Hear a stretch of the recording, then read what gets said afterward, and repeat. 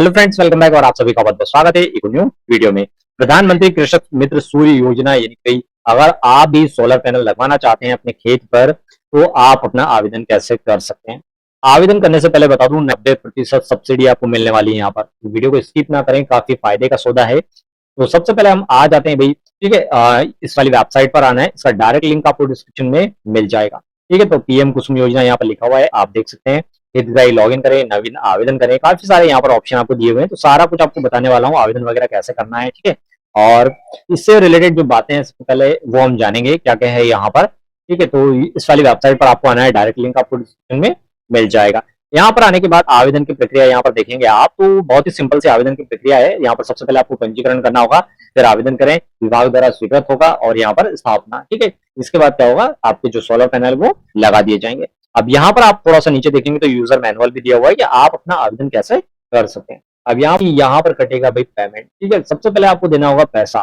पैसा कितना क्या लगने वाला है, तो ज्यादा कुछ नहीं लगने वाला है, सिर्फ आपको यहाँ पर रजिस्ट्रेशन का पैसा देना होगा। और जब आपका रजिस्ट्रेशन कंप्लीट हो जाएगा, आपकी जब स्वीकृत हो जाएगा, तो आपको कुछ पैसा यहाँ पर देना पड़ेगा जिससे कि आपका पैनल लग जाए। तो टोटल मिलाकर 90% सब्सिडी आपको मिलने वाली है, सिर्फ 10% आपको जो है खर्च करना होगा।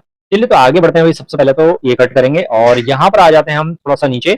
और यहाँ पर सोलर पंप का जो प्रकार है वो लिखा हुआ है, यानी कि यहाँ पर कितना एचपी का आपको सोलर पंप लगवाना है, कितना एचपी की आपको मोटर लगवानी है। तो यहाँ पर सब कुछ दिया हुआ है, जैसे कि 1 हो गया, 2 हो गया, 3 एचपी, 4 एचपी, ठीक है। 4 नहीं है यहाँ पर, 5 है डायरेक्ट। इसके बाद 7.5 एचपी का भी हो गया फिर। तो ये यहाँ पर प्रकार लिखे हुए हैं सोलर के। और यहाँ पर लिखा है हितग्राही किसान अंश रुपए, आपको कितना पेमेंट देना होगा, कितने आपके पैसे लगेंगे। तो यहाँ पर वन बाय वन हम देखते चलेंगे। सबसे पहले आप देखेंगे 1 एचपी का जो सोलर पंप होता है नॉर्मल कंट्रोलर के साथ आएगा, ठीक है। जिसको लगवाने के लिए आपको कितना पेमेंट देना होगा, 6,213 रुपए से। इतने में आपका 1 एचपी का कनेक्शन हो जाएगा, ठीक है। और भी कुछ ऐसी बातें हैं जो कि आपको जानना जरूरी है, तब जाकर ही आप अपना आवेदन कर पाएंगे।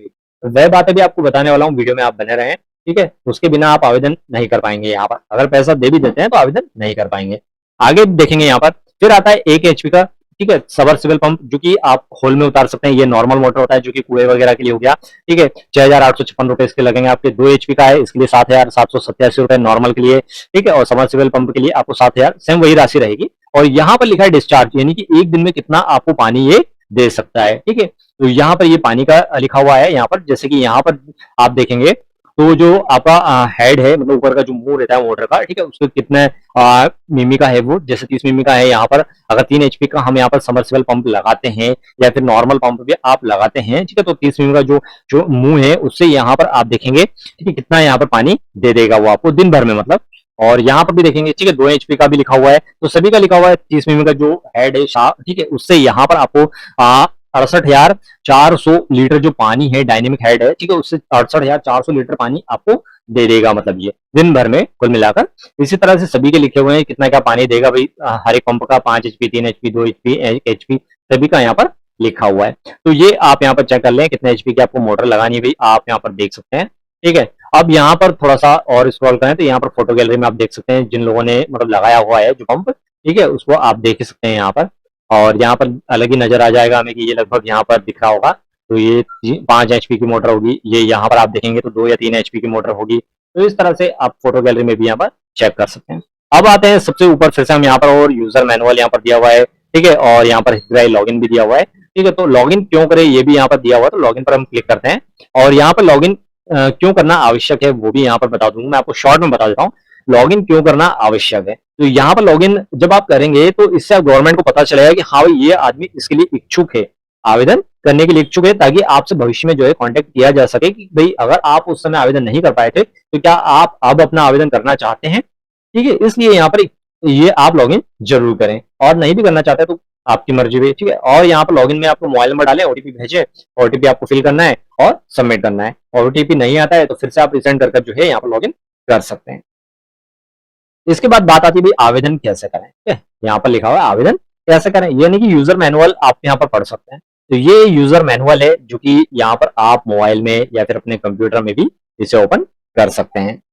तो यहाँ पर यूजर मैनुअल में अगर हम ओपन करें भाई, तो यहाँ पर सबसे ऊपर ही लिखा हुआ है, ठीक है। तो यहाँ पर करना क्या है आपको, ठीक है, सबसे पहले आप आ जाते हैं आवेदन, यहाँ पर आने के बाद यहाँ पर आवेदन करे का ऑप्शन आपको नजर आता है, ठीक है। तो यहाँ पर लॉगिन वाला ऑप्शन भी आएगा, आपको ये भी नजर आ जाएगा, ठीक है। तो सबसे पहले आपको लॉगिन ही यहाँ पर करना होगा, जो कि आप अपने मोबाइल से कर लें भाई, ठीक है। मोबाइल पर ओटीपी आएगा, उसके माध्यम से आप लॉगिन करें। सामान्य से आपकी जानकारी रहेगी यहाँ पर, जो कि आपको फिल करना होगा, जैसे कि आपका नाम, ठीक है, अंग्रेजी में, हिंदी में, पिता का नाम, जिला, तहसील, गांव, लोकसभा, विधानसभा, ठीक है, आपका पिन कोड और मोबाइल नंबर, और जेंडर, महिला पुरुष के नाम से, जिसके नाम से भी आप आवेदन कर रहे हैं। तो ये नॉर्मल सी जानकारी है। इसके बाद नेक्स्ट का यहाँ पर बटन दिया होगा आपको, ठीक है, इस पर आप क्लिक करें और आगे बढ़ना है। नेक्स्ट पेज आ जाएगा, फिर से एक और सामान्य जानकारी है जो कि आपको नजर आ जाएगी, ठीक है। एक बार सामान्य जानकारी भरने के उपरांत निम्न अनुसार स्क्रीनशॉट आपको प्राप्त होगा, यानी कि आप जो जानकारी फिल कर लेंगे वह जानकारी आपको फिर से नजर आ जाएगी यहाँ पर, तो वह जानकारी आप चेक कर लें, ठीक है।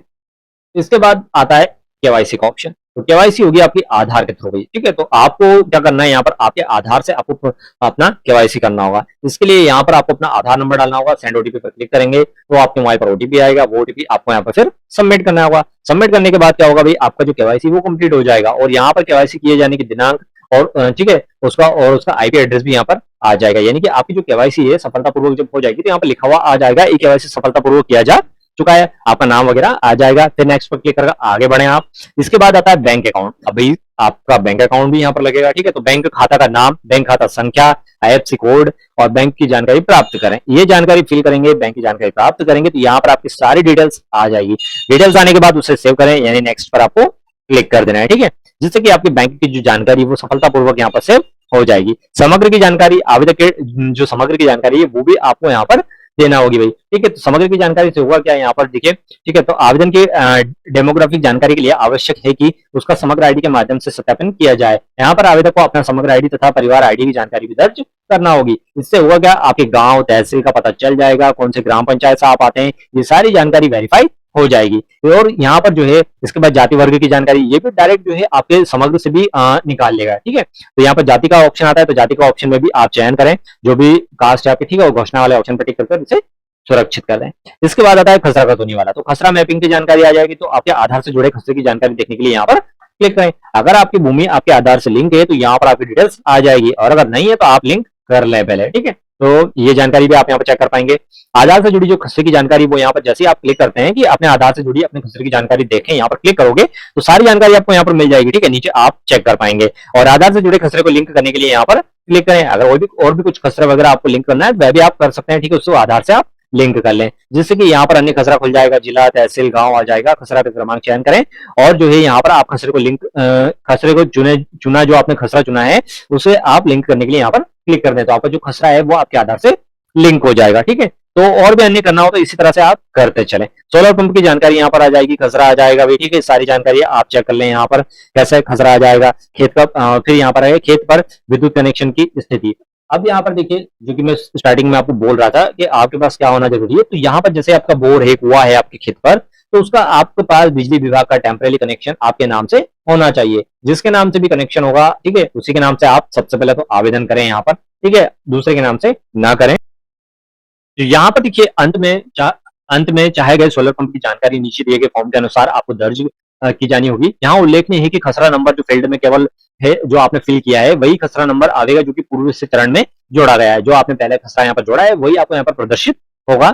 यहाँ पर मैप का ऑप्शन भी दिया हुआ है, ठीक है, view location on the map. तो ये आपको यहाँ पर आप इसे भी लोकेशन दे देंगे, ठीक है, कि कहाँ पर आप जो है अपना सोलर पंप लगवाना चाहते हैं, ठीक है। खसरे का प्रकार आ जाए, खसरा नंबर आ जाएगा यहाँ पर, खेत, ठीक है, खेत खसरा विद्युत कनेक्शन की स्थिति आ जाएगी, यहाँ पर टेम्परेरी है या स्थायी है, विद्युत कनेक्शन का नंबर आपको डालना है, जल स्रोत जिस पर आपको जो सोलर पंप लगवाना है वो, जल स्रोत का प्रकार, कुआ है आपका या फिर बोर है, भूमि के जल की गहराई फीट में, यानी कि कितना मतलब कितने पर आपका होल में पानी है, ठीक है, 20 फीट पे, 50 फीट पे, कितने फीट पर आपका बोर चल रहा है, कितने फीट पर कुएं में पानी है, ठीक है। और यहाँ पर बोरवेल की गहराई, दैनिक जीवन आपको कितना पानी की आवश्यकता है, जल स्रोत से जो है पैनल की कितनी, ठीक है, कितने दूर आप लगवाना चाहते हैं, कितनी दूरी है, फीट में देना है आपको, ठीक है। सोलर पंप सिस्टम का प्रकार चुनना है आपको, 1 HP 2 HP 3 HP जो भी आपको लगे, ठीक है, वो आप यहाँ पर चुन लें। जैसे ही आप सोलर पंप जो सिस्टम का प्रकार चुनेंगे तो उसके नीचे दी गई जो टैब है उसमें कृषक का अंश की राशि आ जाएगी, यानी कि आपको कितना पैसा यहाँ पर देना होगा, ठीक है, ये यहाँ पर आपको लिखा हुआ आ जाएगा एचपी के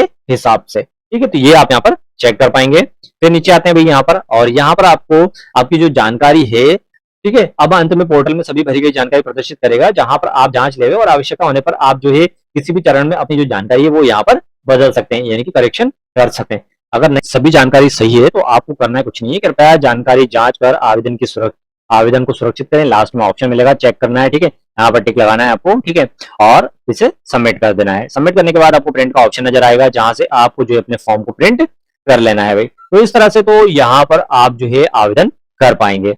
अब प्रिंट कर लेना है, यहाँ से जानकारी प्रिंट कर भविष्य में सुरक्षित रखा जा सकता है। आवेदन सुरक्षित करने पर पोर्टल पर जो है आपका आवेदन जो क्रमांक है एसएमएस के माध्यम से आपको दे दिया जाएगा। तो उसे आपको करना क्या है, आपको यहाँ पर लॉग इन करना होगा, और जो यहाँ पर आपने जैसे 2 HP चुना है तो इसका जो है अभी आपको पेमेंट भी करना होगा कुछ, ठीक है। तो यहाँ पर जैसे 5,000 रुपए का भुगतान बता रहा है 2 HP के लिए भी, तो ये जो पेमेंट है आपको देना होगा, पेमेंट वहां पर आपको नजर आ जाएगा, ठीक है, ठीक है, भुगतान के लिए आपको बोलेगा। और यहाँ पर 2 HP का जैसे ही बता रहा है तो 5,000 का आपको देना होगा। अब ये 5,000 रुपए आप अपना नेट बैंकिंग या फिर कियोस्क के माध्यम से या फिर यूपीआई वॉलेट, डेबिट, क्रेडिट, जैसे भी आपको पेमेंट करना है आप कर सकते हैं, ठीक है। तो ये 5,000 तो आपके रजिस्ट्रेशन के हो गए भाई, जो कि आपको देना होंगे। बाद में जो अंशदान राशि, जो बची हुई राशि, वो आपको ऊपर नजर आ जाएगी, ठीक है। तो वह राशि आपको कब देना है, जब आपका पैनल स्वीकृत हो जाएगा, आपको कॉल आ जाएगा भाई, और आपको कॉल आने के बाद, ठीक है, और फर्जी लोग भी काफी सारे हैं, सावधान रहें आप, ठीक है, हर किसी पर भरोसा भी नहीं करना है भाई। वो आपके यहाँ खुद आएंगे, वेरीफाई करेंगे, लगा कर जाएंगे, जब तक आपका सामान ना आ जाए, ठीक है, आपको पेमेंट नहीं करना है, ठीक है। जब लग जाए, पूरा हो जाए, उसके बाद ही आपको बचा हुआ पेमेंट डीडी के माध्यम से देना होगा, ठीक है। तो वह आप पेमेंट यहाँ पर दे दें उसके बाद, ठीक है। लगने के बाद तो भाई जो भी है उसे कैश भी दे दोगे, कोई दिक्कत नहीं, भैया हमारा काम हो गया, लग गया पैनल, बात खत्म, आप चालू करवा लें सिस्टम वगैरह, और कुछ नहीं, ठीक है। तो वैसे तो काफी सरल आवेदन है भाई, और अगर आपको करवाना है तो मैं कर भी दूंगा आवेदन, किसी को भी करना है, ठीक है, तो आप संपर्क करें, ठीक है। और भी अगर इससे संबंधित कुछ जानकारी आपको पूछना है कुछ भी, तो आप कमेंट करें, और वीडियो पसंद आए तो वीडियो को लाइक, चैनल को सब्सक्राइब जरूर कर लीजिएगा। तब तक के लिए धन्यवाद दोस्तों, जय हिंद, जय भारत।